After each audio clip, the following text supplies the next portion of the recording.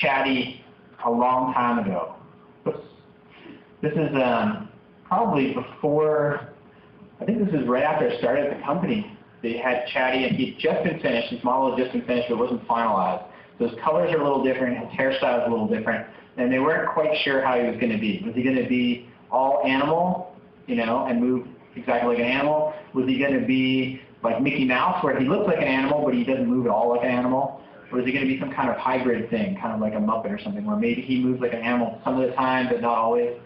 So this was just like a proof of concept kind of thing, where I have him kind of coming down the tree, and he does these acrobatic things, and they knew they wanted him to be clumsy, so I had him smash into the screen.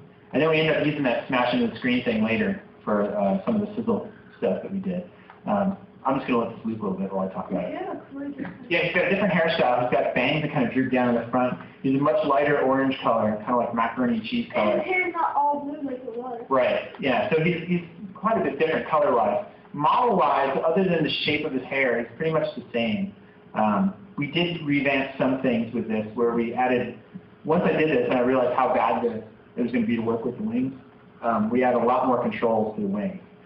The way they work, and I don't have the rig open to be able to show you, but the way they work is we've got one control that generally poses them, right, in the center. And then we've got a control up by the wrist, so we can fine-tune that. We've got a control down by the ankle, so we can fine-tune that. Then we've got a front face and a back face, so we can take that and pull it open and make the space in between the front and back wider if we need to. So if we get to a spot in the animation where it's popping through, we can spread that open and make it wider. So one thing I'm very proud of is that all the TV commercials, with the exception of the first ones we did that were live action that weren't done in-house, are all done with in-game assets. So anything you see in the commercial is the exact same thing you're going to see in the game. It may be pre-rendered when Chatty's talking, just because that's how the nature of the commercial is, but it's the exact same character model that you see in the game.